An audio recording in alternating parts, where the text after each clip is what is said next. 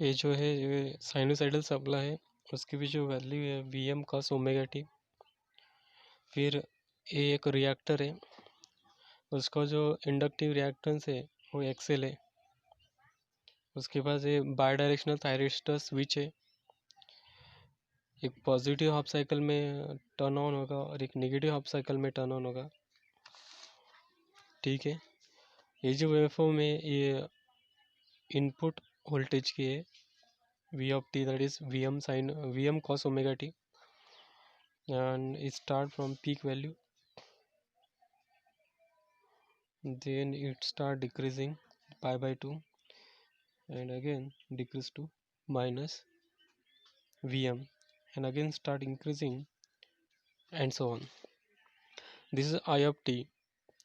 At the angle of alpha, it gate pulse is provided to the thyristor and it turn on.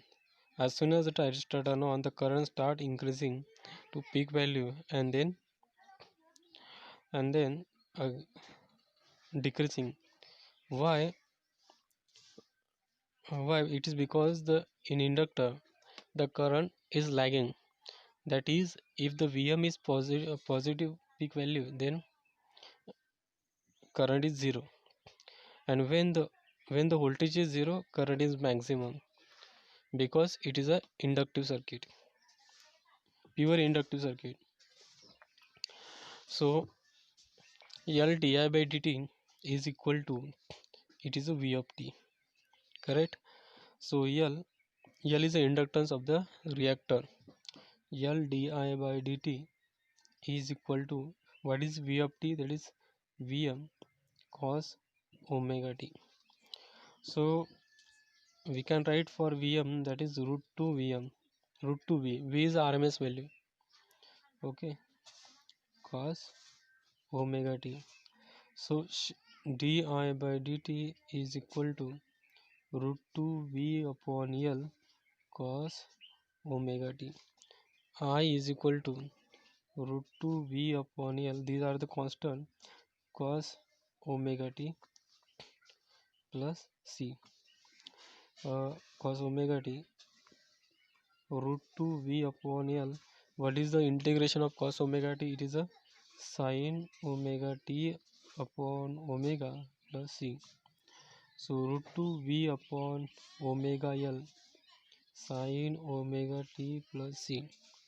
So as we know that omega L is a XL, so root 2 V upon XL sin omega t plus C is equal to I.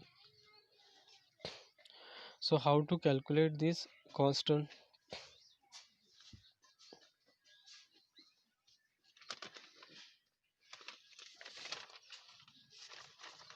So to calculate the constant,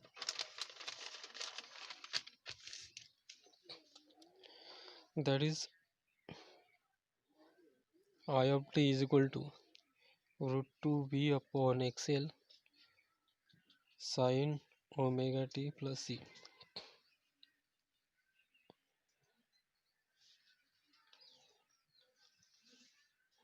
Plus C. At alpha,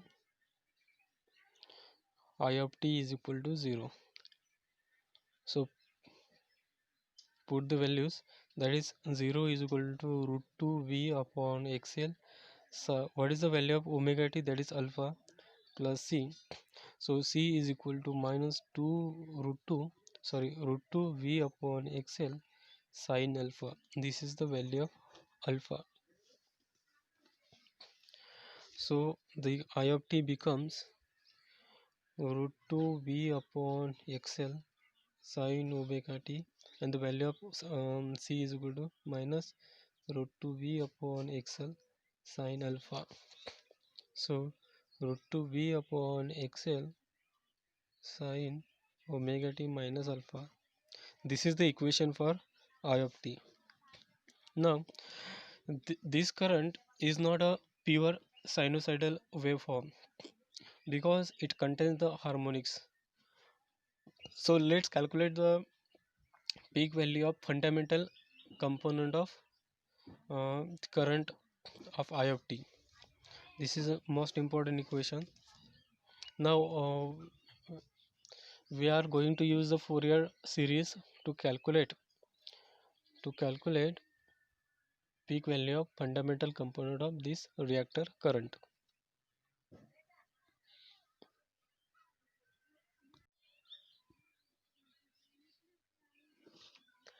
तो जो current का equation निकला था वो है I of T is equal to √2, जो बी दिख रहा है ना ये आरएमएस वैल्यू है ऑफ इनपुट वोल्टेज, ये एक्सेल है, और साइन ब्रैकेट में sine omega T minus sine alpha. तो ये इसके बाद हम फोरियर सीरीज यूज करेंगे, that is I of T is equal to A zero plus summation of N is equal to 1 to infinity sine A N sign N omega t plus summation of n is equal to 1 to infinity bn cos n omega T. ये Fourier series है। तो यहाँ पे जो ए zero की value zero रहेगी because due to symmetry with x axis.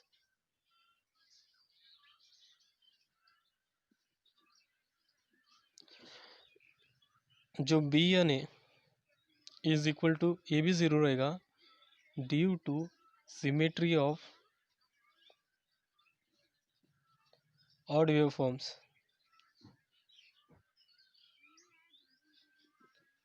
और जो ए एन है वो भी ज़ीरो रहेगा for n is equal to 2, 4, 6 and so on, that is the a1 values. It is because of due to symmetry within each half wave। तो जो non zero term है, the non zero term becomes, that is an is equal to 2 upon pi, that is integration of 0 to pi I of t sin n omega T D omega T D T बराबर। तो ये जो value है ये जो 2 upon pi बाहर ही आ जाएगा, 0 to pi I of t की वैल्यू हमें पता है, that is √2 v upon XL sine in bracket sine omega T minus sine alpha, that is sine n omega T D omega t. तो हमें जो fundamental component की peak value निकालनी है, और फंडामेंटल कंपोनेंट के लिए हम n इज इक्वल टू 1 लेते हैं। सो जो यहाँ पे n ओमेगा टी दिख रहा है ना वो ओनली ओमेगा टी हो जाएगा बिकॉज n की वैल्यू हम 1 लेने वाले हैं। सो 2 upon pi 0 to pi √2 v upon XL sign omega T minus sine alpha, और साइन n ओमेगा टी है तो ओमेगा टी हो जाएगा डी ओमेगा टी। सो ये जो कांस्टेंट हमें है वो इंटीग्रेशन के बाहर आ जाएगी, that is 2 √2 v upon XL, ये पाए, और ये 0 to पाए sign omega T sign alpha sine omega T. और जो करंट करंट जो फ्लो होता है वो एट अल्फा डिग्री को चालू होता है और पाई माइनस अल्फा को टर्न ऑफ हो जाता है। तो ये जो पाई है ये, तो ये जो अपर लिमिट है ये हो जाएगी 2xl, दैट इज ये हो जाएगा alpha to pi minus alpha, और साइन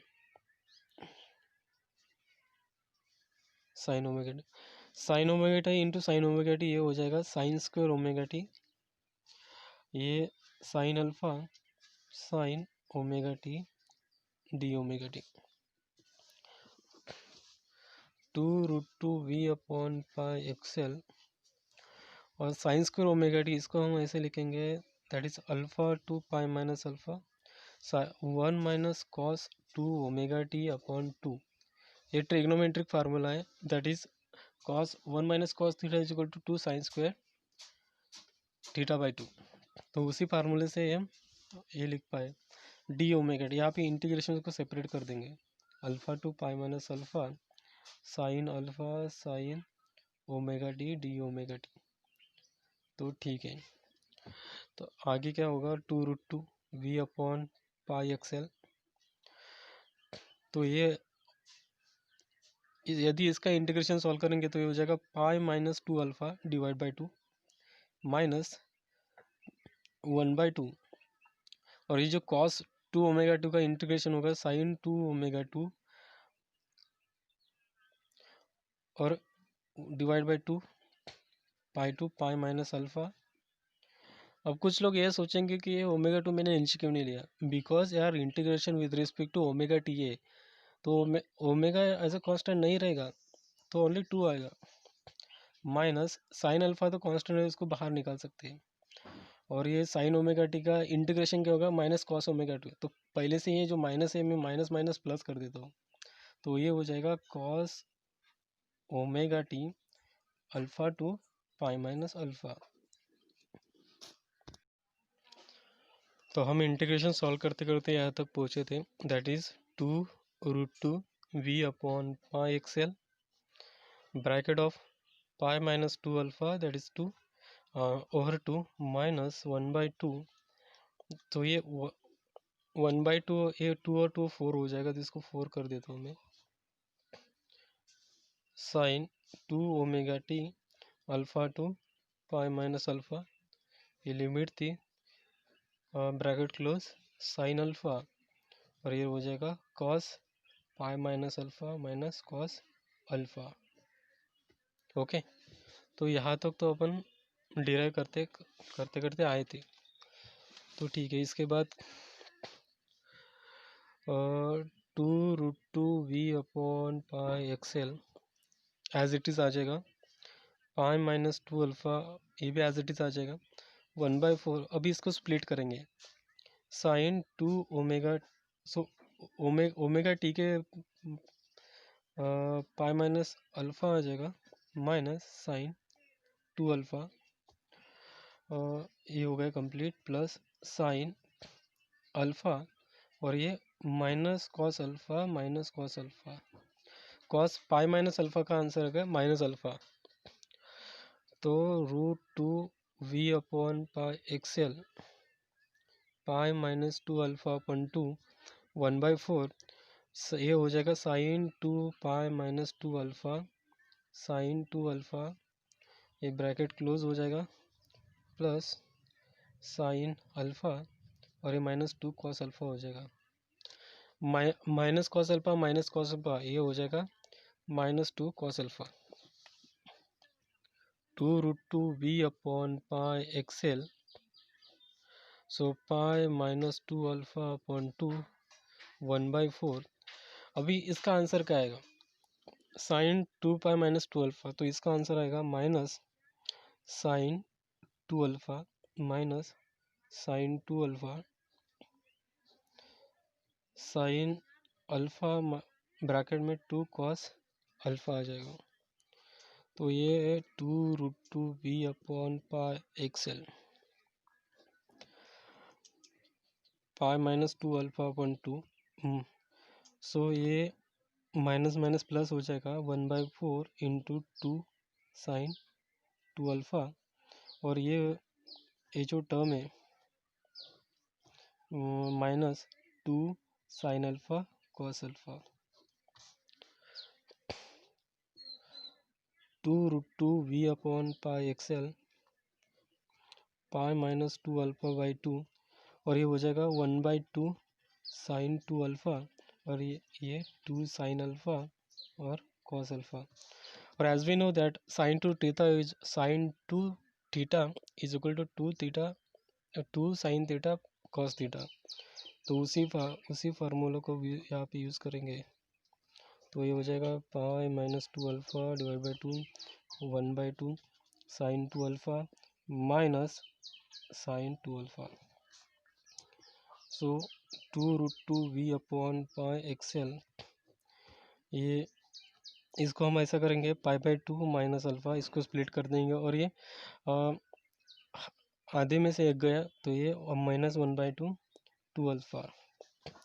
तो ठीक है, तो यहाँ पे 2√2 v/xl इतना ही रखेंगे बाहर, 2/पाई अंदर चला जाएगा, सो 2/पाई पाई/2 माइनस 2/पाई अल्फ़ा माइनस 2/पाई 1/2 sine 2 alpha. Okay, so √2 v/xl, तो यहाँ पे ये जो पाई कट हो जाएगा, 2 कट यानी वो बचा 1, तो ये 2 अल्फ़ा/पाई हो जाएगा और ये 2 कट जाएगा तो ये साइन 2 अल्फ़ा/पाई।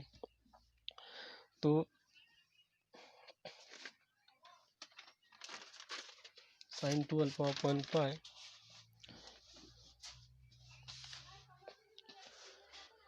Is equal to √2 v/xl 1 minus 2 अल्फ़ा/पाई माइनस साइन 2 अल्फ़ा/पाई। ये जो वैल्यू है ये है आई मैक्स, मैक्सिमम वैल्यू है फंडामेंटल कंपोनेंट की। ओके, यदि हमें आरएमएस का उसी कंपोनेंट का आरएमएस वैल्यू चाहिए, तो as we know that for sinusoidal waveform how to calculate RMS value, it is a V max divide by √2।